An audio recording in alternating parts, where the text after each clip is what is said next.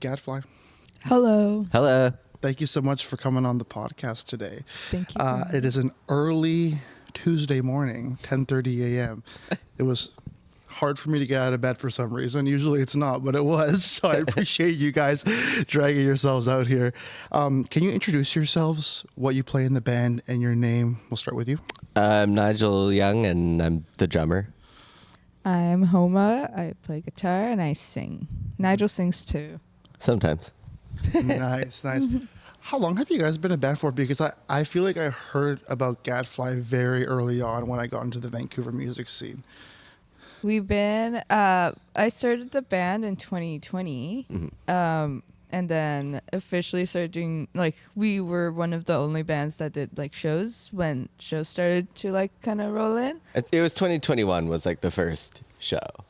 Yeah? Yeah. Okay, yeah. But you had been, you were writing and doing stuff since 2020. It was just, there was nowhere to play. It was Yeah. Lockdown. Yeah, that kind of gave me, everything was on stop. So then in 2020, it was like, oh my God, I can finally do it. I'm not behind. Did you guys have experience playing shows before 2021? Yes. Yeah. Both of us, but with different bands. Yeah. Well, we met in 2020. I moved to Vancouver in 2018. And right I was before COVID. Yeah. Yeah. And then I was playing in the intelligence service was the first band I was in, and then I was Spank Drummer's first drummer as well. Oh, really? Spike Williams? Yeah, me. Well, we helped him put the band together. I mean, I guess it was a bit more of a bit back then. I mean, but we had residencies at what was that place called? The Press Box, but it's not even there anymore. They tore that place down. Yeah. Oh yeah, Rag. That was the band I put together. Everything else was something that I was collaborating with. Nice. And right now, Gadfly is both of your guys' main project. Yeah. Okay, cool. And tell me how the writing process goes for Gadfly, because I listened to a lot of your guys' music earlier on. And for me, it's hard to put my finger on the genre of music. It definitely has some punk elements to it. But I want to hear your guys' take from how you guys get the songs together. Yeah, we kind of, it's, in the beginning, it was just me writing until Tsura, and then me and you wrote together. Mm-hmm. So, and then this next album would also be me and Nigel both writing together. So it's either we have some songs ready and then we show it to the other person and the other person does their own take on it, but not changing it too much. Or we just oh, I have this riff. Oh, I have this lyrics, or collab. Yeah, it's definitely you'll have half the songs and I'll have half, but I'll have guitar parts and stuff written, but it doesn't really make a lot of sense to be no, you can't change it because you're a better guitar player than I am, right? So it's nothing will be I'll have the drum part and it'll be that's how I want it to be, but again, if it's something that I wrote for you, even lyrics or something, change it, manipulate it, same for drums. make I'm it your own. Nigel, do this, and then he does something else. I'm I actually like that. Yeah, that's actually better than I thought. Yeah, exactly. I mean, if you're stuck being it has to be this way, and then it's well, might be a better idea. You never know. Maybe. You got to be open-minded, right? Exactly. What is the underlying theme of the lyrics when you guys write them? I'd say at least from my own, because you wrote the first album all yourself, and that's very much like violence and pain, more physical. And love. Well, more but it's more physical. It feels more because it's you reference blood and stuff a lot more in the first album. The second album, I feel is where it's more disillusion. I don't remember the lyrics. I don't know, fake representation, people representing themselves fake and yeah, and I would say Alpranik was very much the pain of I don't know, where I grew up and stuff, and oppression, and there's some songs about Nigel in there. Yeah. And then Sura was like more sad and like kind of annoyed, and then recently it has been like, wait, we can't curse. Oh, you can Like, curse. We can curse. Like, I don't know. I'm not gonna do it now. It's awkward. Well, we get But like, yeah, it's about like how fake scenes can be and how clout chasing is kind of going towards to that is kind of eliminating actual music and actual like bands who are unique. creative, yeah. Creativity. It crushes it. And like everyone thinks they need to be this certain cool like band way, and it's like But even like our own difficulties with like needing to feel Yeah. creative and like how, I don't know, it's like tough to do it when it's like depressing. yeah, how it's like kind of narcissistic to actually play music on stage. Well, but and Like, it's also like look we've at been getting more nihilistic too. Like, Yeah. like, yeah, again, like your first album's more like, it's more like visceral, and now it feels more like we're getting more nihilistic. Like it's yeah. sort of like a little bit more mean, I guess, even in a way. Gotcha. Yeah, there's something to be said about like an industry that's like defined by genres and labeling forms of art, to then be trying to create something that's free form Yeah. is like, I think, very difficult in that sort of regard, because you're kind of binded by what people want to label you as, but as art as a whole is just whatever comes out, it is what it is. Well, and I feel like we're both like really inspired and motivated by other like bands and artists that like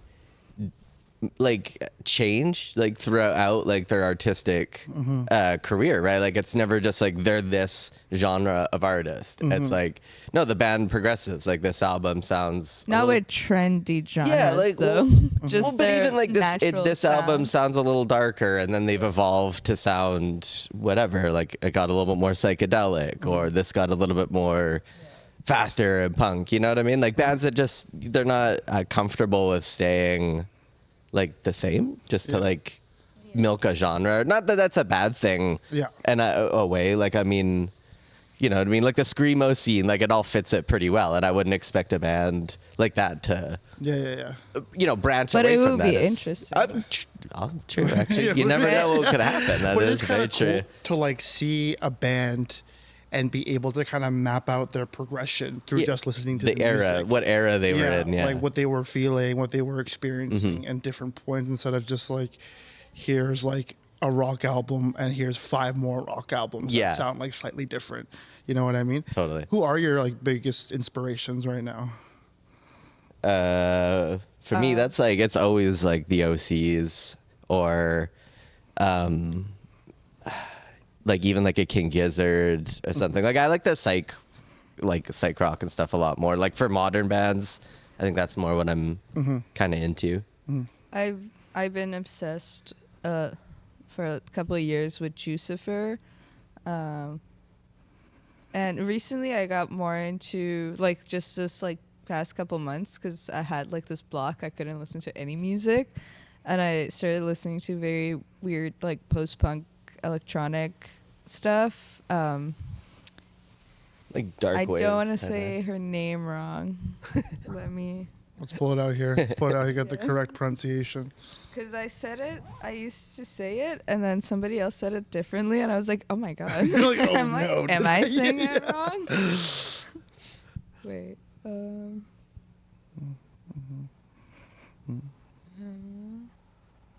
But even like, I think even like classic stuff too. Like, I mean, I mean, how would you read that in English?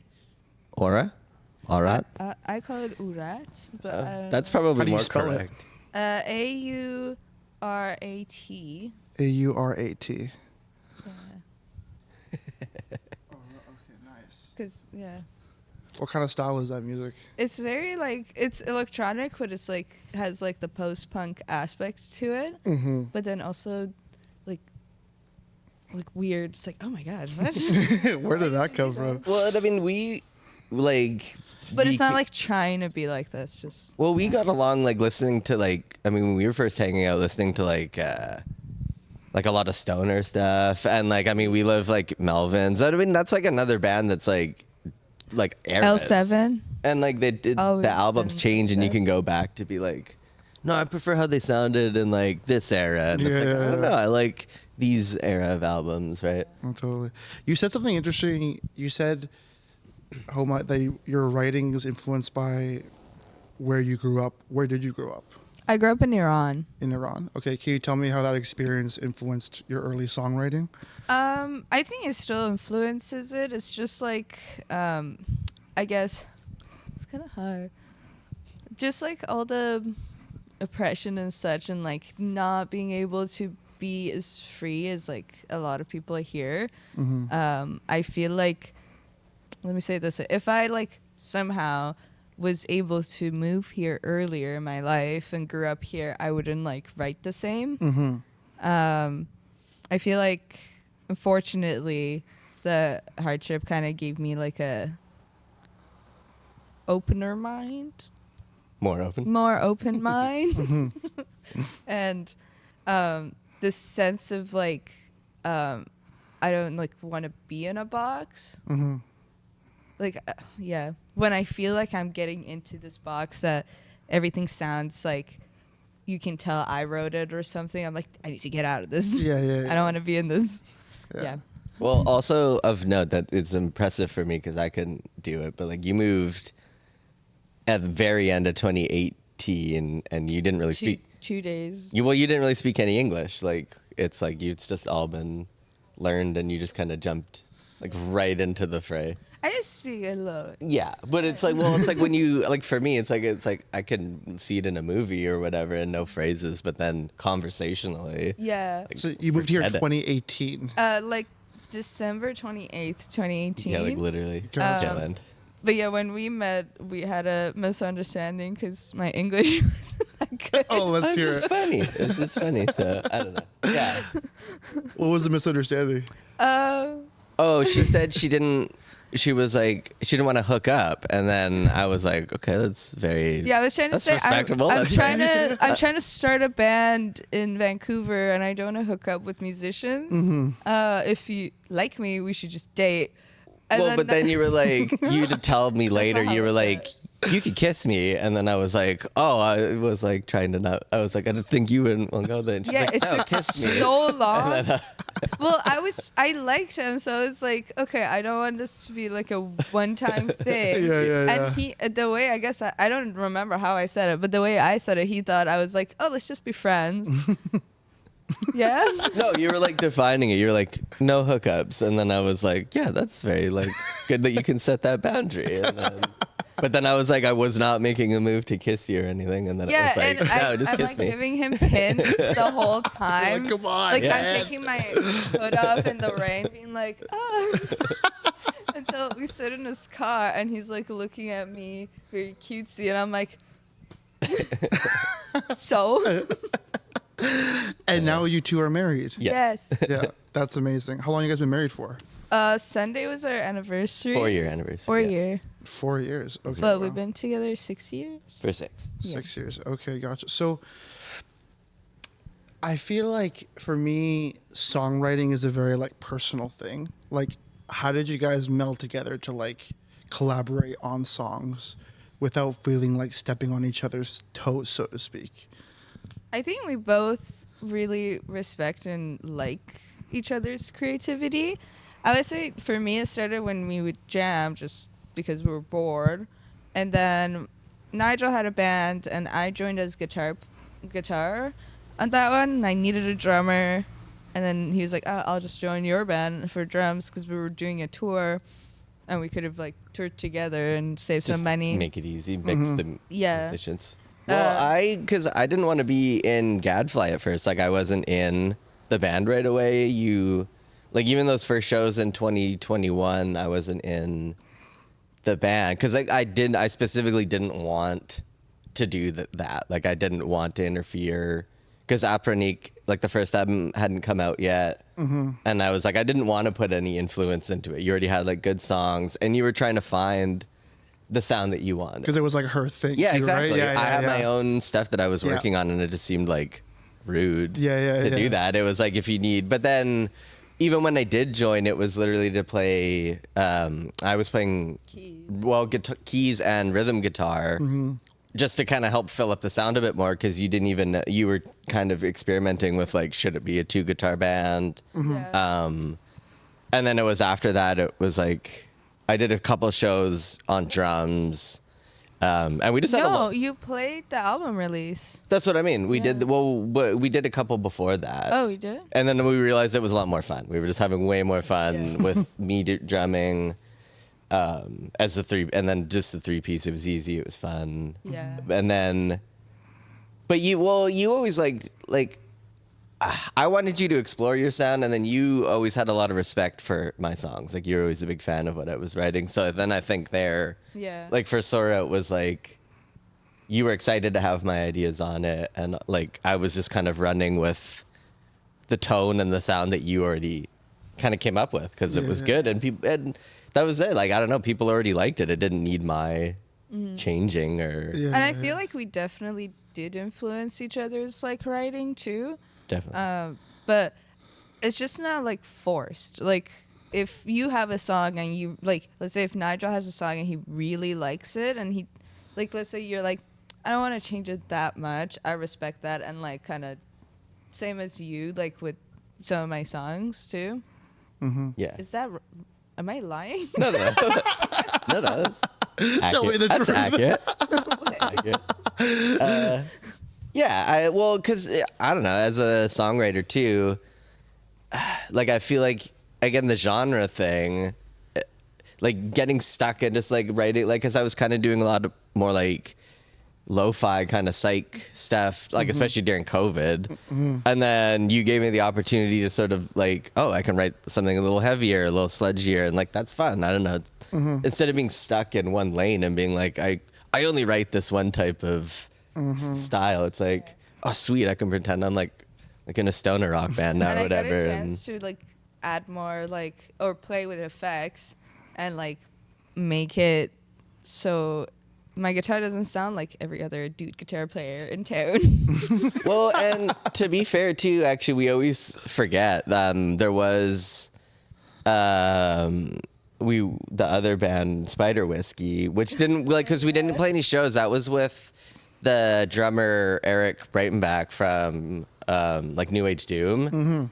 Like crazy long hair. Yeah, no, I know those drummer guys. guy. Yeah, yeah. So Goes we were, hard. because I've been recording with him a little bit, and then we were like, what were we doing? Oh, it was like when we were on mushrooms and stuff, and Not at me. Hope that one trip, and then it was like, how lucky are like stoner rock bands? It's just so like sludgy. You get all this space for all your guitar solos. How fun would that be? And then we were like, we should do it. So we wrote a couple like really like long, like stonery, like typical stuff. Yeah. Eric did fine with it. It was just COVID, so there wasn't any shows or anything to do. Just for fun. We Exactly. had an interview with, what was that guy's name? Strombolopolis.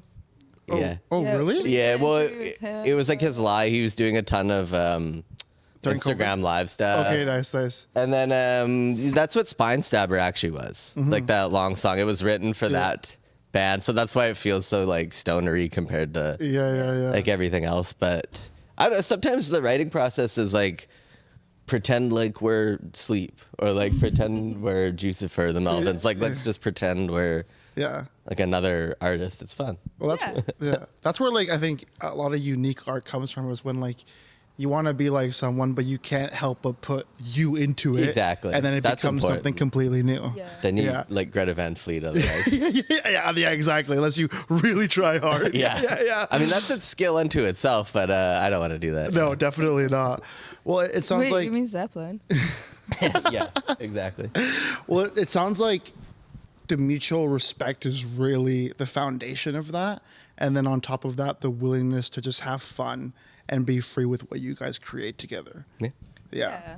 Yeah, That's- because if we're like this, we're this, and we do this, it's kind of like whatever. It's like Fine. it's not as fun anymore, right? Because Totally. if you're like, you can't do this because we are this, Yeah. then it's like it kind of removes the whole point of what art is, Yeah. which is just to create for the sake of creating. Exactly. And you just become like another trend. You were like indie, and then you became shoegaze the next year, then you became noise the next year. Like, just do your own thing. Well, exactly. And I mean, if that's like the style and you're having, like, even if you're making sad, like, music or like melancholic, it's, if you're not kind of stoked on it as you're laying like at some point, if there was no joy going into it at all, like, but other people can pick up on that too. It just feels like a lifeless kind Yeah. of project then too, right? Yeah, totally.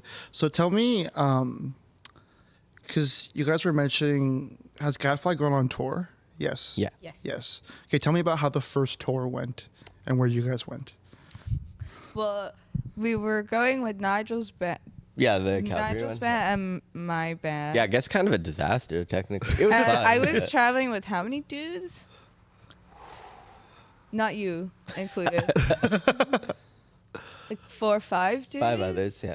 And I mean, it was nice because like you would come hang out with me and such, but I was just like, this is So much, too Very dude. bro heavy Three energy. piece. Yeah. I can't do this. And well, and of course, like, I mean, we booked it ourselves. It was fun though. Well, I mean, very big learning curve because, I mean, what was it to you? Not the, I mean, the festival.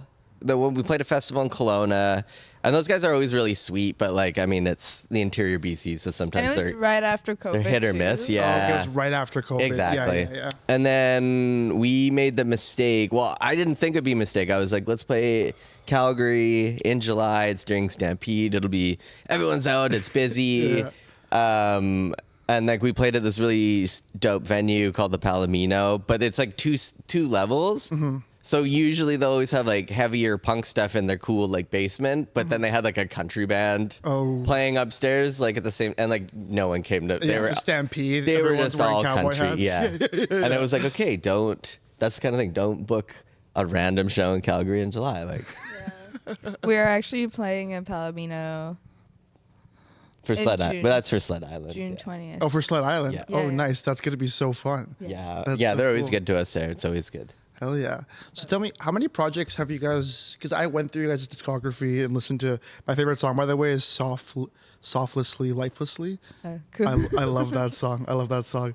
Can you tell me the story behind that song before? Nigel wrote the melody and the guitars and stuff. I wrote the lyrics. I did I write it in English at first? I wrote something in English and we were like, it doesn't No, I work. told you to write it in Farsi. I was like, Okay, I did write something in English, but Yeah. it was like, and then I was like, okay, I'll write something about my dog because my dog passed away. Oh, So like the song is just about how I had to there's this toxic person there and they didn't let me hug my dog till it was too late. So I was just like holding her afterwards. So that's why Softly Lifelessly. yeah. Also, that's a very emotional song. Yeah. There was, I went through a bunch of your guys' songs and I really, and like you guys said, there's like a lot of variety in there, right? So it's like one thing I'm listening to like one genre and then the next song I'm listening to something completely different, which is like something I love when I'm going through music. that one, because Farsi's like, I mean, you should speak on that more than me, but like, it's way more like poetic, so it's I more can do difficult to like if I put like something in there that's like 4/4, and it's like, because that song in particular, in my opinion, it's very like kind of a typical sort of like grunge riff, like kind of sad thing, but like it's not something that in Farsi you would have like the cadence for like how you would write the vocals out and it be kind of poetic, because it almost it has to be poetic if you're going to write the lyrics. Or it's just cringe. But that's where I think that's like the challenge, where I wrote something that's very Western and very kind of typical, and then being like, figure out how to make it work, because even that, like, where it's like you're approaching the songwriting as a challenge to be like, how can I do it? Like, put yourself in, like, box yourself in a little bit to be like, no, I have to do it in Farsi. Like, then problem solve it, right? Yeah, I enjoyed doing that song because Yeah. The reason we speak Farsi is because this poet, Ferdowsi, went around for 30 years and gathered. This is like Yeah, like like ancient. medieval. Yeah, and he gathered this book called Shahnameh, which means King's Letter, which technically is like a fantasy poetry book. It has like, what are they called? Like creatures that don't exist and stuff. Like fantasy creatures. Yeah, right? fantasy Yeah. creatures and stuff in it, and like it's full of stories, but with the poetry. And I'm pretty sure it got banned, but then people started like singing them while like having like a drawn picture of like one of the stories in like tea houses and coffee. Actually, it was coffee houses. In coffee houses, and that's why we speak Farsi and not the old Parsi language. So from that, it like even the language now is just poetry. Yeah. Like it's hard to teach you because you're like, what do you mean? But Well, because everything's like a metaphor. Like you're Yeah. never saying like That's the actually specific so thing. interesting. Yeah, Yeah, so, yeah, like, yeah. Like you don't say I love you. It's like I would sacrifice myself for you. Yeah, or like, Wow, or wow. like if I'm trying to say I love you and you're the only, let's say, love song, Yeah. writing a love song, like I can say, or like I love staring at you. You just don't say that. You're like, the sight of two strands of your hair in the wind, and like yeah, it goes Oh, on wow. and on. So yeah, writing on that, trying to make it so it's not I'm being like, oh, my dog died and I'm sad. Like, you know, I guess you can do that in English, but I kind of use like the modern, it's just called modern poetry, which one of my favorite poets, Furuq Farrokhzad, she's like amazing. She was amazing at it. Kind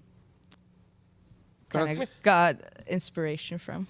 That's awesome. Yeah, it's crazy to hear the different dialects and how they relate to English, and how just adding that part to the music can change its entire vibe and energy. Yeah. Yeah. Well, that's like I wanted it to be more dramatic, and like Farsi's way more dramatic than English is. So way more.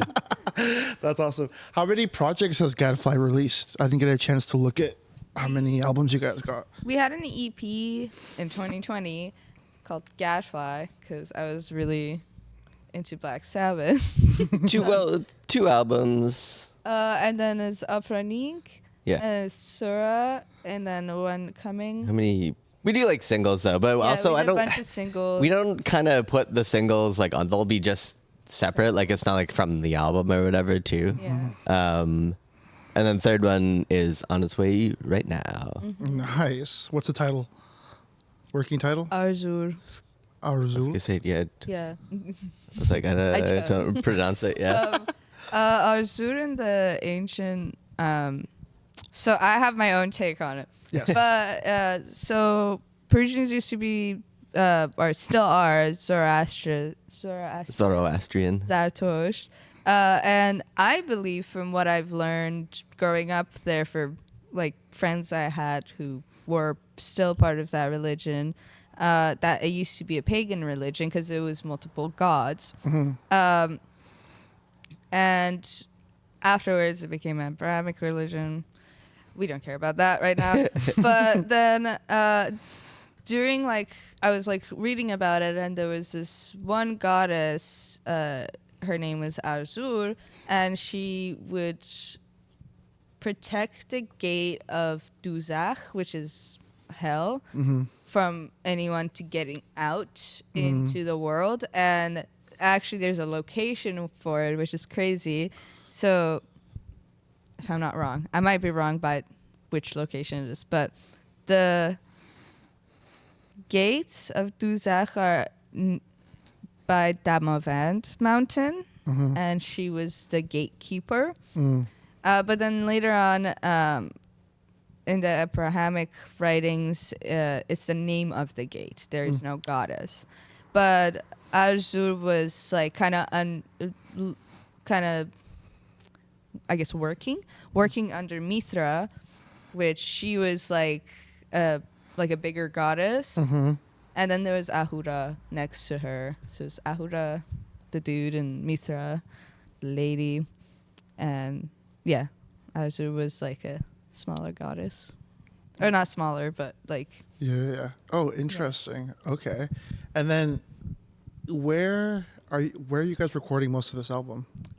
We recorded this album with our dear friend, Mike Foster. She used to have a venue called Static Jupiter, and now she has he has his own studio called Blackfish Sound, Okay. and I used to work for him. Oh, nice. So we love recording there. It's so comfortable, and he's just such a nice company to have around. Yeah, he's cool. That's just like a really. He awesome. set the room up really nice. And he's very fast at like. Well, it's like, oh, this I like that. Well, take, he's but I one of the don't- teachers too. Like, we don't record a lot of our own stuff at those school studios. But like, yeah, because he has his own. But like for tracking, like he teaches that like Monday to Friday. Oh, So yeah, he's just so he's locked in 24/7. exactly. Yeah. And then like But he's also not afraid to like experiment. Yeah. You know, like, hey, I don't. For this one, I want to use my vocal effects pedal, and I want to record it dirty. He's not like, no, we have to record it clean too, or Yeah. something. Or hey, I want my guitar to sound like this, and he's like, okay, let's try to make it sound like that. yeah, so we he's get a little like- more flexibility out Yeah, of it. he's like, He's willing to work with you. Totally. yeah, he's Yeah, not yeah. like, oh, this is the book, and we need to do it this way because this Nice. is the way. Yeah. Or like, yeah. trust me, I know how the studio sounds. Yeah, trust me. Kind of I'm an thing. expert here. Yeah. And then, well, because we'll always have it mixed elsewhere. Like this one's being mixed by an engineer in Mexico City. Last Scooby. one, Scooby? Oh, Yeah. That's awesome. last one was. Oh, it's the guys at Armory Studio.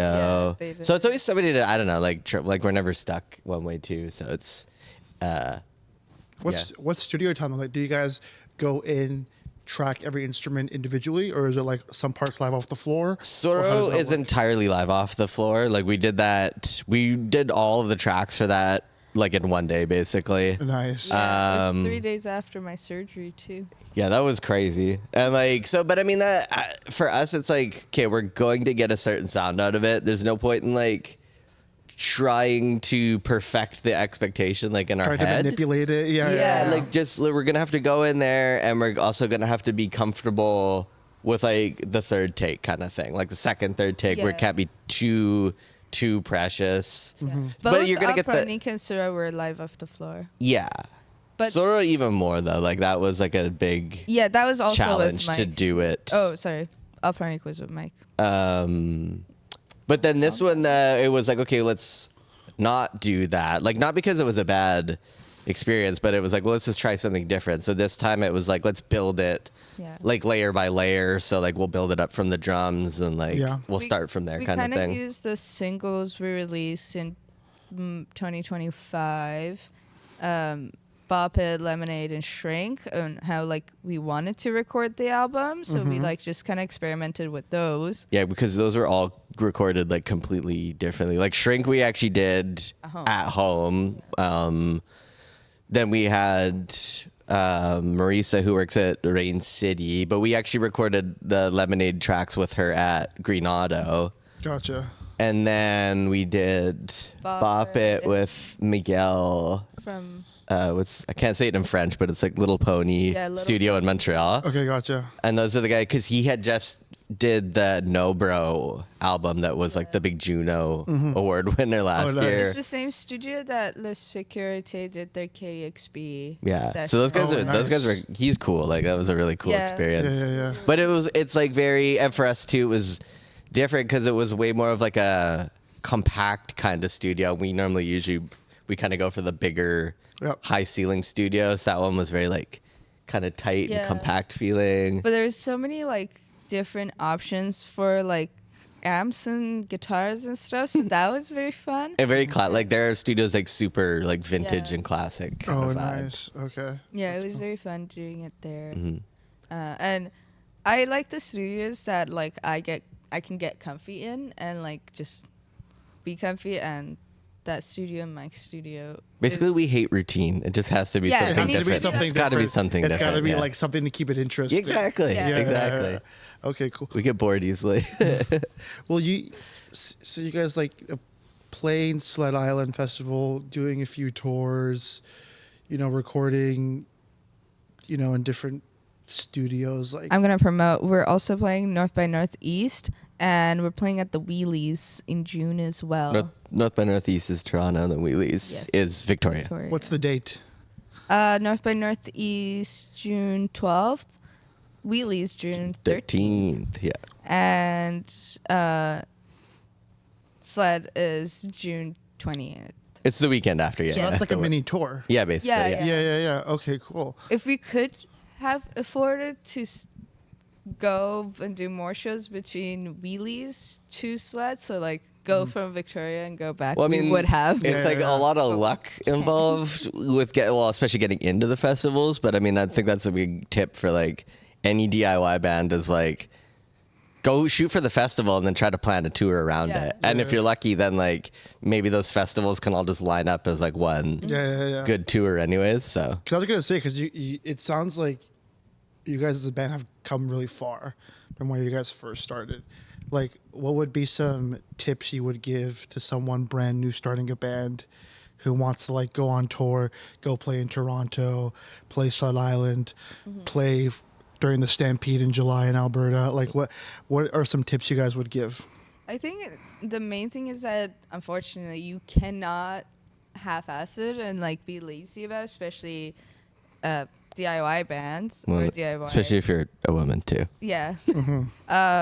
But the main thing is like, yeah, just I would go into like my favorite artists, like smaller artists, like Instagram and just like kind of stalk what they're doing and then be like, oh, I want to do that. Oh, I want to do that.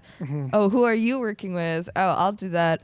And then I made like we have like 2 big spreadsheets that I worked on them for 2 years or more that I keep adding to like all the festivals I want to apply for, or like radio stations or whatever, like, Well, it's like, and These also kind of things are- realistic with the bands that you like. Like, it's not like a massive band. It's just like a band that like, oh, I'd like to see myself in that kind of spot in like 3-4 years Yeah. from now, kind of Yeah. thing. Nothing crazy. Yeah. Setting some goals, not like I want to play Madison Square Garden. Yeah, next that's year. ridiculous. Right? Yeah. Yeah. Yeah, and then just, I guess, being annoying because like you used to do the emails and I started the emails and I'm just like, hey, blah blah. So I haven't heard from you in a while. Yeah, persistent. What are you yeah, up yeah. to? Oh yeah. Well, I think at least in that, like, kind of on that same vein too. But for me, at least, it's like because it all revolves around like touring and like going on the road and playing shows, even like locally. It's important. Yeah, And don't it's- it's well, it's the what you're gonna local do more of than rather than like being able to record all the time. And I think it's like you have to find something that's like makes you enjoy the shows, like so that also that you can like kind of live in the moment there and not just sort of like black out like when you're on stage. It's like It's- routine. Like I'm just gonna play the same song the same way. Exactly. Or don't even be like too in your own head. Like don't be too nervous about it. Like they don't really matter. It's like the accumulation of shows is like what matters.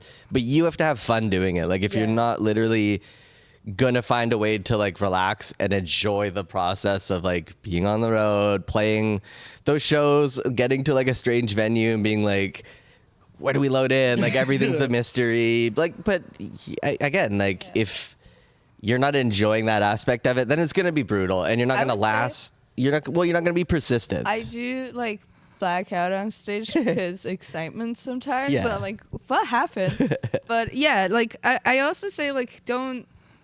It's not realistic, especially in this economy, to be like, if I'm gonna tour, I'm gonna do this many days. No, you can also just call it a tour if you're going for one day. Just make it your own. Yeah. Exactly. And the another thing is like that I noticed it helped us a lot. Like I started using 2 amps because I just hated how my guitar sounded in different stages and like different engineers, and like it wasn't the same I wanted. So I started using 2 amps, so it's easier for me to like make it the way I want, and easier for the sound check to also make it how I wanted, but very quickly. And you got me a vocal pedal, which I love, and I kind of had to practice. So if we don't have monitors, I don't really need to hear anything other than kick and snare. So then when doesn't matter where we play or if they would let us have a sound check or not, we are ready to go. Like, and we're still gonna sound good. So I think that's also. And it's like if you don't get a sound check, then you're not like, oh, I'm like stressed. You're like you're used to it. You're like Yeah. It is what Yeah, it yeah. is. Like, Like- and that's literally needing to adopt like an is what it is kind of mindset. yeah, like Yeah. just find a way to have your own fun with it. Because if you're not going to be persistent, and then you're just going to keep like the bands will fall apart. Like nothing will be Yeah. maintained. You'll never get to the point where you have a project with 2-3 albums in it. It'll just be like one project and then done because everybody got too frustrated with the process. Yeah, Yeah. totally. Yeah, I guess that's like And bringing your guitar amps down. it's like the lame sports guy answer. It's like trust the process. Like love the process. Love practice. Stitch. If you don't love practice, you won't. Oh, 100%, 100%. Which amps do you use? I use a AC15 Vox. Okay. It's actually Nigel's amp. I don't really own a lot of amps and pedals. Peak amp. The 30's Yeah. too much. The 30's too 30's big. Too much. Yeah. And I use that, but then I rent another one. Nice. Same. Compared to like Fenders, it's just like warmer and Warmer. like Yeah, a bit more. Yeah, a bit more. I don't know other word to say it, but yeah, Voxes have a different tone to it for sure. Yeah. Yeah. But like when we were doing our tour in Mexico, we didn't bring amps, obviously.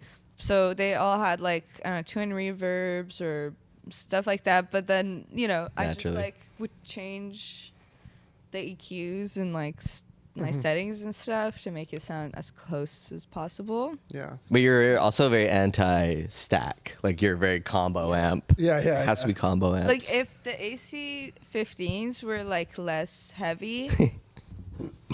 That would be it. Perfect. The Yeah. go-to. a perfect Maybe amp. one day I can get a sponsorship and they make me very light AC15s that like actually become a stack All right, Vaughn. together. A If you're Homa listening. series. Yes. You need a So like I can have my low one in the bottom and then we need a Homa signature series amp. Oh, Yeah. man, that's awesome. Hell yeah.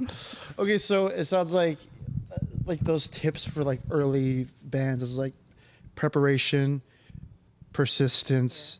and don't fall into But like I need to be Enjoy cool. the preparation. Yeah. Like enjoy I it. love Do the what persistence. you like yeah. to do. Yeah, Yeah. absolutely. Because also it's like if you don't like because if you don't also believe necessarily in the project, you're not going to promote it. Like you're going to feel embarrassed or whatever, or like something's going to hold you back from Absolutely. presenting it, promoting it, and feeling awesome about it. Also, Absolutely. don't over promote. Be cool. Chill. Low key. But don't act like you Don't need show to be anybody cool. you're having. Don't act like you care, but Don't really show care. anybody you're having fun. Yeah. But have fun on the inside. No. But like, because I see like some people already have like very good poster and they are like posting it consistently, but then they do a video. I hate doing videos because I find that I speak weird on videos, but like I also like can tell with some people's videos like you obviously don't want to do this video. Don't do this video. It's okay. Don't do that video. Yeah. Yeah, we see hate being there. Yeah, so you totally. don't need to Don't be do there. it. Yeah. The poster is great. Interesting. Okay, so 5 years in the Vancouver music scene. You guys have definitely some experience. 6. 6 years. Yeah. Oh yeah, 6. Yeah. 5.5. No, I well, thought we're getting there. 2021 Yeah, getting there. So, It's been like 8 for me, yeah. what do you guys think is? Well, actually, before I get to that question, tell me about booking a tour in a different country. What is that experience like? Because that I know a lot of bands are curious about. Yeah, well, we don't know about Europe or US and such. Well, US is just either you're rich or you're just sneaky, Yeah, and yeah, you're just yeah. figuring out a way to Yeah. cheat the system. Yeah. Well, Europe, I think it's either connections or like you have friends or you're rich. To be honest. Europe's got like the industry of like touring. So I mean there's a lot of touring companies that are associated with labels, some that work independent. So like We did get to a festival, but we couldn't afford to go. Oh, what was really? in and there was like we're busy too, so Yeah. oh the one in Croatia. Yeah. Croatia? Oh, wow. Yeah. But, Wait, Yeah, I I want to th- say it. oh. And then, sorry. And then for Mexico, we actually ended up matching or becoming friends with Elise Paprika. And she runs this amazing, we were talking about Yeah, them. for the on Yeah. camera, yeah. She runs this awesome thing called Now Girls Rule, which she's trying to like amplify femme-fronted bands to have a voice and have a space to play. Not necessarily like only like playing with femme-fronted bands, but have a spot in the industry rather than having to separate themselves from the industry to have a voice. Yeah. And her and Catchy, he plays drums for her. We became friends with them through our friend Mayo, and yeah, they were like, "Don't worry about it. We love your guys' stuff. We'll book you some shows here. Yeah, come stay with us." I wasn't stressed about that because they are trustworthy. Yeah. Trust- yeah, yeah, or trustworthy. worthy. Trustworthy. Worthy yeah. people. So that wasn't stressful. I actually really enjoyed that. There's a different thing that was stressful about that tour. Well, that one, again, it's like less of an industry for like Latin American countries in total. So that one is like a more personal thing. Like we built a bit of a rapport with like the promoters, and I think that's kind of like the case too. I mean, but they're so much more enthusiastic anyways, so it didn't take much to like start that conversation with like a promoter. How did you guys do that? How did you guys start the convo? I kind of, so Mayo, he runs A promoter here, yeah. Invisible Orange, and I found a bunch of festivals in Mexico City, and it was like, hey, can you get me in these? And he was like, how did you find these? Like, these are so underground. And I was like, I don't know. And then he was like, I have some friends, I'll connect you. And then he just started an email chain, and I talked to Catchy. And Yeah, then, snooping, that was another, so it paid off to snoop really hard. Yeah. yeah. Nice. And then we were in talks for it in 2025, and then it didn't work out because I haven't had my citizenship yet, so I couldn't go anyways. And I was trying to figure out how to just get traveling papers, and that was a no. And then in February, I got my passport. And I was like, Catchy, you need to book me something right now. Yeah. It's got so- the Let's itch. go. Yeah, and then they booked something very quickly. Well, there was thought that went into it, but it was like more pressured time, I would say. And then, wait, what was the question? About booking the tour in Oh, yeah. Mexico. Yeah. And then they did just all the work, so that was very nice. And then, like, while we were there, people actually liked music Yeah. rather than like how we look or what I'm Well, wearing. but just or random whatever. music goers too. Like Yeah. people just were going out Like, for we- a Just, well, night just to out. see music, not just Yeah. be like, oh, I'm part of the scene. Yeah, Yeah, I'm going to come out exactly. there because Yeah. it's, yeah. It's my duty to It's keep my, repping it's my the identity. scene. Yeah. Played this festival called Goth Punk Festival at this awesome venue, Gato Calave, which means Close enough. Cat Skull. It was awesome. It was like school of venue. It was like It's like a 3 multi-leveled stories. Red Gate. Oh, damn. Yeah. Yeah, 2 stages and like a bar, a vintage store, tattoo Record shop, store, record yeah. store. Oh, that's It was so awesome. Maybe I'll repost the video because I miss it. But we played first, and everyone else was way more like goth punk, and we were like, I would say the only kind of punky more band, and people really enjoyed it. And I didn't expect this because like usually like especially in Canada we play and even if people enjoy it, like they don't want to really talk to you or like do anything. People wanted to talk to us. They were taking pictures or like buying merch and like just wanted to hang out with us and see where we were from, how we got there, and like why did we play first, and when are we coming back. And like, to be honest, like the festival, we fit in well with the festival, but we were different. Yeah. But still people liked it. Yeah. And actually wanted to talk about the music, find the music. Oh, do you have CDs or like cassettes? And we didn't. Yeah. But compared to like a lot of shows that we played, that people are like, that's cool. That was cool. And the other thing, because we wanted to play Mexico for like a long time, like even before that, because it started in 2024. Well, it's the visa issue, because they're very, I think in certain circumstances, like when they know, like going to Mexico specifically, when they know you're a bigger artist, that's when they'll expect like visas and things like that to like, but as it is, like even bringing instruments through customs and stuff, that it just like it's fine. They didn't care. Like, you've been invited to come and play here, so they're just kind of stoked on it. But we knew that going ahead, like we're doing the research, and it's like sweet, because like if you're gonna go to the U.S. even legally for one show in Seattle, it's like a whole process. It's like a $2,000 visa, and that's on the cheap end. That takes like 12 months for the thing to get approved. Yeah. Or with the expedited visas, which are like 7-8 so grand. You won't even like fall into like if you apply for festivals there and wait for the festivals to tell you got in.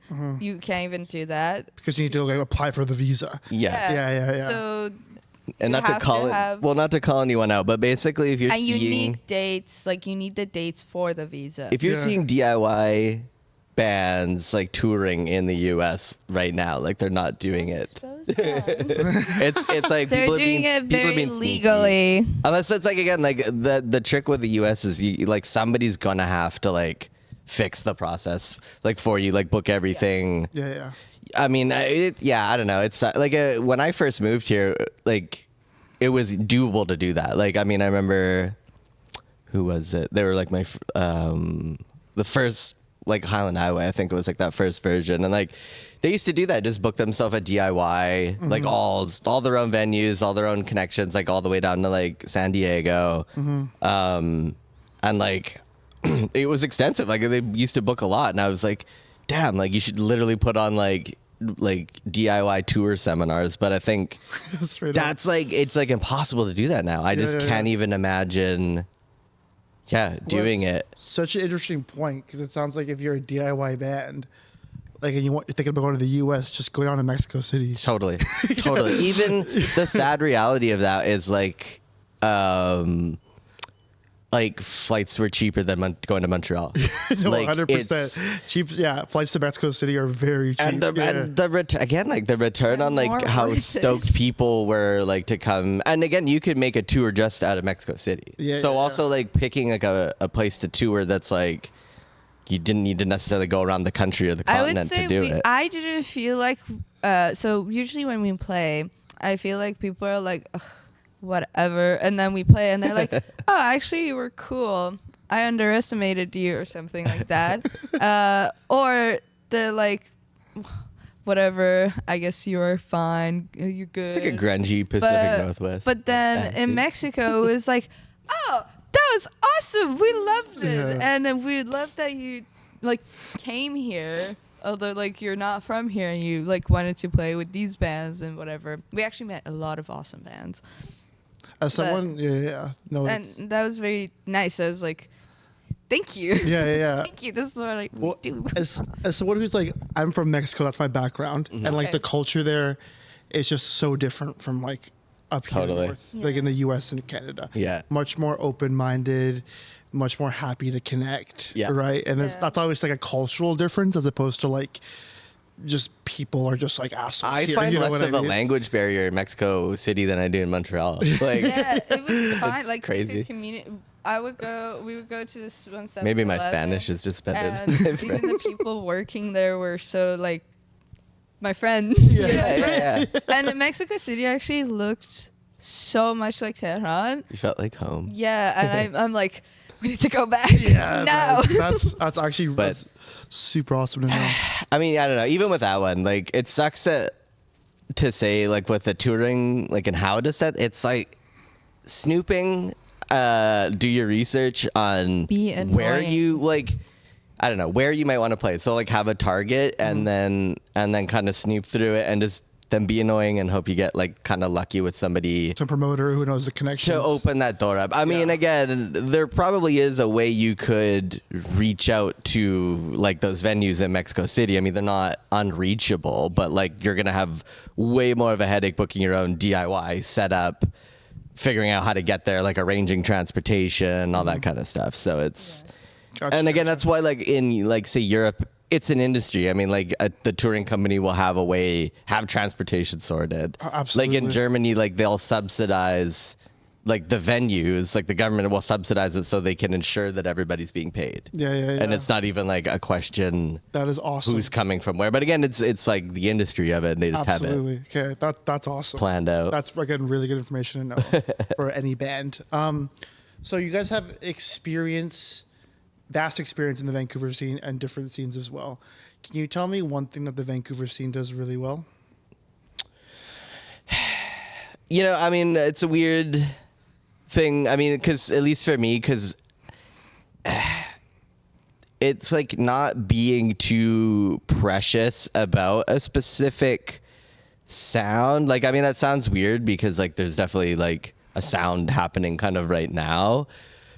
But I mean, it's such a classic Vancouver thing. Like, it won't be the same in 3-4 years. Like, Absolutely. either like people will have sort of like maybe moved on from like making music, like like being the musician, like being in the band, and they've moved on to I don't know, like studio work, live work, or just they've gotten out of it entirely. Because I mean, it is like very isolating in Vancouver specifically because like. I mean, Calgary's a 10-hour drive, expensive flight. It's Seattle again. Yeah. Visas and whatnot.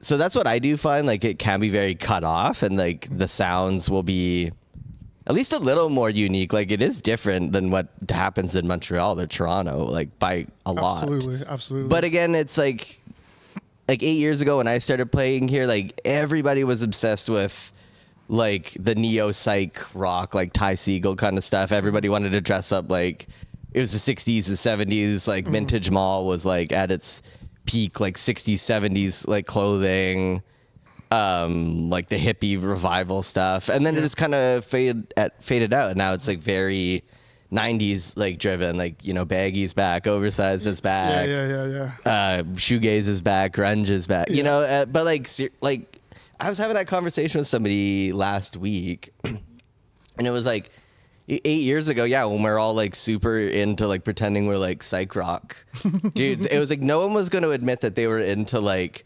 Deftones or like something like that. It was like, that was cringe, like even 8 years ago. Now it's cool as hell. But Totally. you know, listening to like some stuffy 60s psych rock is kind of a little more on the cringy. Which we were talking after that. It should not be like that. Well, no, but that's what I mean with the it's like once you stop being so precious about what's happening immediately in the sound and just kind of appreciating it for its sort of like Vastness. revolving door kind of like thing. It's like in and out, and it like, and I always said that too. Like, it's a really good place to actually be a starting band because like. Again, it's a little more like you can make mistakes. You can evolve from like a sound that you didn't want, or like you're in a project, you start to not like you it. give yourself time, though. Yeah, like don't be so hard on yourself. Like people will kind of forget if you've like done like if you feel like not like in a like a canceling way, but like you didn't like that project and you want to move on from it. You didn't like the sound. Maybe you want to do something like I don't know. There's opportunity to move and grow there. Yeah, I think Vancouver really forgets, but it's a good thing about it. Well, yeah, people. Like, It's if you cold or just whatever, but Don't you can say work with anything. that. Like, let's say if Gadfly's like not playing shows at all for 3 months, if we do a show, no one comes, but that's okay. Because if we stopped doing Gadfly for 3 months and we wanted to change and do different thing, that was our it takes opening. the pressure off then too Yeah. to kind of maintain this consistency This that like persona that you've built on people's eyes. and Yeah, it's yeah, not yeah. like exactly we are who we are, and I don't want to Yeah. but again, I think that's the nice thing, like once you appreciate that about, and I mean it sucks because I mean a lot of it's like a youth culture kind of thing, but it's like I don't know, once you kind of maybe evolve a little bit or just grow, and then you're sort of like I like doing these things. It's not necessarily my identity's tied into being in a shoegaze band or something, right? Yeah, like yeah, it's yeah. like, or you can make other music besides like shoegaze. Like, I mean, if you want to be a DJ on the side too, because you like electronic music, do it. do it. Like, yeah. and again, like with Vancouver and I mean, that is that nature of like, man, it sucks. Like nobody cares. Like everyone's so cold and it's hard to make a friend. And that's true. But again, you can use that to your advantage in a weird way. Like, You can hide and then. and And at emerge a new least for person. at least Yeah, for yeah, me, yeah. I have fun. Like I'm getting to that point where I can be like more nostalgic about like when I first moved here and it was like different. Like but even like the friends that I had that were playing like 10 years before I had even moved here, and them telling me like, oh, like this era and like it was different because the venues are also a revolving door here. So like all Absolutely. those people that were describing their scene 10 years before I was, it's different, and like everything hinged around this venue popping off at this time, so everybody was super into what was kind of happening there. But I don't know, it makes it more interesting rather than like something like I guess like Seattle even, where everybody's just it's just grunge, like Just it's grunge, it's that a specific one sound. yeah exactly Yeah, yeah, or yeah. like a Nashville or something where it's got to be country or whatever. Yeah. Yeah, I do like that about Vancouver because, like, now that you said that, like, let's say if it was not, Vancouver was like a picking city for like artists, and like we got picked when Up Running came out, I would have been so annoyed at myself right now because I didn't get the time to like just be like, let's do this, let's do that, and like have that freedom. Exploration time. Yeah. And I could only imagine, like for me, seeing like LA, like to compare it to something like that, where it's like there's so much, like the amount of like bands and musicians, the amount of like the industry that's in a place like that. At least from my perspective, it's always been a bit harder to tell like fake stuff coming from a place like that because it's all kind of It's like all that. manufactured. Yeah, people learn how to be sneakier about being like fake in a place like that because it can kind of get you Get you places. farther, yeah. But in like Vancouver, like there's just the industry isn't that expansive or supportive. So like in my mind, it's always been easier to see like something inorganic or really fake, or like when people are putting something on that's just very inauthentic, and like you're not in it for like even just having fun and entertaining people. It's just sort of like a weird ego trip. It's really obvious. Like I feel like it's way more obvious in a city like this where it's like what, I don't know, like what are you kind of doing this for? Like it doesn't seem like you're enjoying it. You kind of treat the venues like crap or whatever, and like it just because the faking kind of doesn't get you anywhere here. No. It just is annoying and off-putting. Yeah. Unless yeah. you're very, I mean, very good at That's it. again, you're not going to Very get good. signed by a Vancouver label. There isn't any, right? So Yeah, that's yeah, where yeah. it's like, what are you trying so hard for? Like, Yeah. like, or That's if you're so going to do true. that, go take it on tour then. Yeah, like, take yeah, the yeah. act on the road and And see how plays far out. you get. Yeah. yeah. That's so true because I've always talked about how Vancouver doesn't have a specific sound attached to it. Like you Yeah. can go to a show and see, like I remember one of my first shows, I went to Green Auto, there was a screamo thrash metal band, there was an indie rock band, there was an experimental duo with Totally. a smoke machine and a tom and a singer and a guitar. So it was just like so much different variety. Whereas like you said, Seattle, it's all grunge, right? Because of the bands that came out of the 90s. And even if it's not, people just have that image Yeah, in their exactly, yeah. So tell me one thing that the Vancouver scene could do better. Forget about the clout, please. Like, please stop doing that. And also just be nice to like newer bands. Doesn't matter like the age, but newer bands who are starting out, but maybe they don't look cool. I don't like how some bands I see that they are talented and they're like starting out, or like they have a vision and they play like I guess a cool DIY venue, and people are just like, ugh, not cool or whatever. Like you can be nice to people who are not your friends. I think that's the thing that working at a venue I see that bothers me a lot. It's that people have this vision that only if you're this way, you're cool and you're worth supporting. If you're part of the clique, then we'll accept you. And Yeah, I yeah, hate yeah. that. I Yeah, yeah, do yeah. not like Well, that. just it's something that I feel like does get preyed upon for like, especially like again like the like a youth culture type of vibe, is that like, yeah, sometimes I think that clickiness and stuffiness, or like needing to represent yourself with a certain aesthetic, kind of hampers like you exploring other artistic themes, because you're kind of like, I need to produce something that fits like a bit more of a mold, rather than being like truly eccentric type of artist or person, or and not being like, you know, because it does have that, the Vancouver's got that ability to sort of like shut down like a real like individual kind of eccentric sort of Yeah. mentality, right? It doesn't, Yeah. you know. And I mean, that's always like one thing too that I think a lot of people that move here is that like the bands and artists especially that have grown up here, and they're like the friend groups are a lot more like extensive because they've known each other through high school or whatever.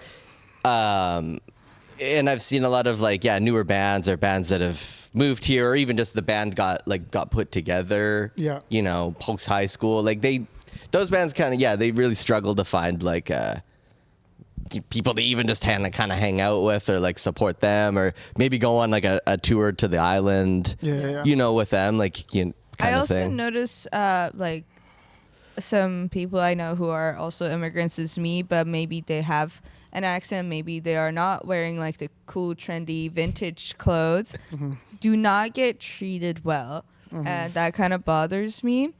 But I would say that I think the bands need to do better, because then people who are going to shows learn. Like if you go to a show and a band is just like on stage, and then after the stage they're also like, oh, then you as the first time showgirl, you're like, oh, maybe this is cool, maybe I should also do that. And then you are going into the crowd doing that to others who are coming to the show, and others are seeing you, and then they do the same thing. So I think the bands should get their head out of their ass Well, it's true, like, because and just be nice and like hang out, like engage and entertain. engage and, talk with the like, because bands set the precedent, right? So if we see bands like getting up there nonchalant playing their music and then dipping after their sets over and not seeing any other band, then new That's a bands are piss like, off, I guess that's what we're supposed to do. Yeah, totally. You know what I mean? Like, and it's kind of sad, because I played a show recently. It was a Wednesday night at the Cobalt, and then I stayed. We were the first act. It was like a 4-band bill. I stayed till the very end. And last night I was like, thank you so much for staying. 'Cause it's just like not a normal thing to happen. And it's like fair because it's a Wednesday night. People work. Like, I get that. But it's like, I always say with our show, it's like Champions of Hope shows, like, if you can stay, please do stay. But why would you like pay, or well, you were playing, but why would you pay $20 to go see one band when you can see 3 other bands and like have fun? Like learn to have fun with that, rather than like, I see also a lot of people while I'm doing sound that they're like, they come to a show to like make an appearance or something, you know, and I'm like, well, you just wasted money. Like, it is going to the bands, but you should also enjoy it, because then it's awkward for them on stage while you're like, Totally. I always say, well, like recording and getting to pay to go to like a studio as the artist, that's like your opportunity to make it like about you and just entirely your way. And you know, not to be a dick or anything, but like, you know, that's your opportunity. You're the client. But like at the shows too, I think a lot of people miss that element where it's like people paid good money to see this. Like, give them a show. Like, I Yeah. like. So and like even with like promoters getting to that too, where it's like, you know, the show didn't do well and the promoter's like, man, Vancouver sucks, and it's like, well, you could have done a little Yeah, better. Like, could you, like, have you kind of made videos, like, promoted, yeah, exactly. hung up flyers. Totally. Like, that was the thing that was like, I So thought- ready to blame something else. yeah. I was like, well, you need to sell 30 tickets or we're never going to book you again. Yeah. It's like, bro, this band just started 2 weeks ago. What did you think was gonna happen? Yeah. It's like, what do you mean? Totally. But no, I agree with everything you guys are saying because, yeah, it's super important for bands to support each other Yeah. and promoters to actually to promote. Yeah, exactly. Yeah. I asked so many bands if we should, if they're down to do a double headlining show, like tour, and they're like, "Yeah, we'll do it," and they never did, and then they're booking their own tour, and I'm like, "Dude, cut Yeah, costs, collaboration and everything. Yeah, promotion, exactly. come on." Yeah. Or just like say no. Like, Yeah, just say no. Yeah, I'm sorry, I don't think we can do that. Yeah. It's not really what we're going for. But like, Yeah. I asked like some people who I met from us touring and stuff, like, how did you tour? And they're like, oh yeah, we just like collab with this other band and we did a double headline, and especially with femme fronted bands, because I've noticed a lot of, you know, dude bands do that, and I'm like, ladies, come on, come together. let's do this. You're co-headlining with a dude band. Yeah, Come totally. together. Come on. Absolutely, Well, absolutely. And I think like my other like bone with Vancouver too was that like, well, and it's like to what you're doing like right now is that like there's not enough people that are also willing to kind of like, there's lots of people willing to put themselves like go on stage and you know, perform and do all that, but nobody wants to like perform in this way, like kind of make a content, because like we're living in this world now that it's like we can't get away from digital content and putting videos online, and like that's, if a scene's gonna get exposed, it's because it probably went like viral, or like there's people that are really enthusiastic about the scene, and instead of maybe like they're always like, I want to play music or something like that too, and it's like, but you're such a good, like, people have this talent of being a music listener and appreciating and or even like a culture, somebody who like looks at culture and understands culture really well, and it's like, yeah, straight up do a podcast, like interview people, like generate more content, like not even just like, don't just take photos at the venue too, like I don't know, like this is like a great thing, like somebody wants to create content around also what's happening, like people that want to make documentaries, or Yeah, some people used to do that too. Like Elder God and Vancouver's Lame were way more They're prominent. active. Yeah, active. Yeah, and then it kind of like just stopped. well, you don't with get support, live. then they get Yeah, burnt you out. don't get support, Yeah, or 'cause like it's you get hate because you were like, It's oh, actually too that locally- band sucked. Yeah. And people are like, you can't say that. That's Yeah. so rude. It's like, no, like if we suck in this podcast, I want you to say we sucked in Yeah, this it's podcast. fine, yeah. Because then I won't learn how. Any to do PR is it. good PR. 100%. No, Yeah. but then we don't learn how to like be like, you know. Well, just have a little confidence in like that we do cool stuff in Vancouver. Like it's worth seeing. And Yeah. again, it is different than the rest of Canada, the rest of North America to a degree. So it's like, it just feels like we're ashamed of it until somebody gets like a big signing or a big whatever, and then it's like, oh, like it's We don't just it's appreciate cool now, like, I guess, right? people like we work with this one lady, Noelle. She's been in the scene, I don't even know how long. Like she does so much, but yet I see so many people like treat her shittily until they're like, oh, right, you did this? Oh, okay. Yeah, they changed there too. Totally. Yeah, now you're changing it. Yeah. Yeah. Well, it's true. I mean, like the reason I made the podcast was because there's like so many great musicians here. I didn't and obviously there's musicians who don't want to be on fucking camera. Totally. So I'm like, cool. I'll interview you. I'll film it. I'll make the clips. You just have to speak whatever your art's about. Because yeah, I think there's like, again, musicians like Gadfly, like so many bands that I've interviewed that are just doing such great things and just kind of lack the platform, or at least a platform to speak about what they're doing. And honestly, it's like, as a musician, like it's nice to talk about your art. Yeah. You know what I mean? Because it's like the thing you're most passionate about.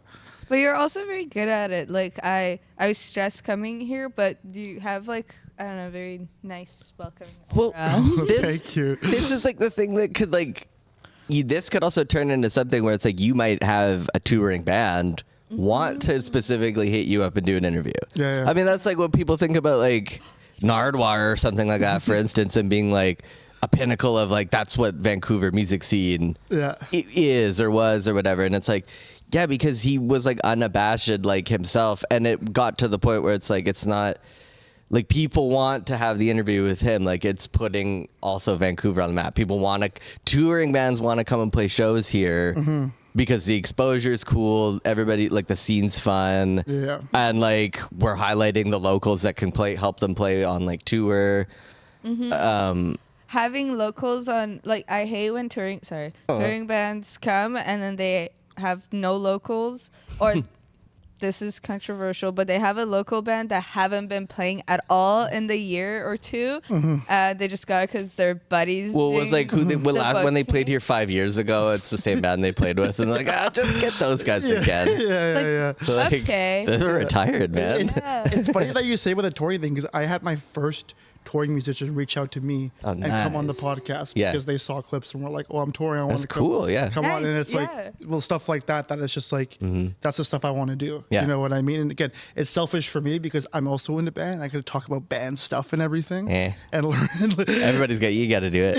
yeah. So it's like, but I get to help musicians in the same regard, right? By helping them promote. But yeah, do some promotion. What are you guys coming up with? What are some upcoming projects, shows? And July 10th and 11th is the Mez anniversary show, which is Yeah, we're playing July 10th. We'll probably hang out on July 11th, unless we're very tired and dead. But No, we will. or We can't say working. no. We can't say no. We definitely will hang out. Yeah, we definitely will hang out. Can't say no to a few Yeah. drinks. We're doing a bunch of festivals in June. Maybe a local show in June too. I haven't heard back from them. I said yes, but they didn't. Guess say it'll be last cool. minute if it Yeah, does happen. so maybe at the end of June. Just look, make sure. We have. We're working on our album to come out. We're So, mixing it. well, the shows that we're doing, yeah, Sled Island, North by Northeast. Oh, yeah. North by Northeast, Wheelies, Sled Island, and Wheelies is in Victoria. yes, it is. The biker bar in Victoria. that's like, And we're actually also teaming up with our buddy JP, who did our comic shirt and did Spine Stabbers cover for something special. They're local artists too. Yeah, local comic Vancouver artists. They're awesome. And in maybe in September. July? September, we're. I don't know if we can say. Oh, yeah. okay. Well, I can say one in September. We're playing Second Summer in Toronto. We'll be back on the road again. Yeah. nice, Yeah. nice. And Toronto, Alberta. yes, Yeah. And where can people find out more about you? Instagram. I update our Instagram and our website, but mostly Instagram's the most active. For Yeah, sure. it's Nice. just easier. What's the handle? We're sure. Gadfly.band. Nice. Thank you for helping us get there. No problem at Gadfly.band. Well, Gadfly, Homa, Nigel, thank you so much for Hey, coming on. no Thank problem. you Thank for you. It was having awesome. It's been an absolute pleasure. Yeah, we will see you on See you at the July show. 10th. Yeah. Yeah. Yeah. And see you on some more shows, hopefully. So thank you so much for coming on. Thank Thanks, you. Thank guys. you. Bye.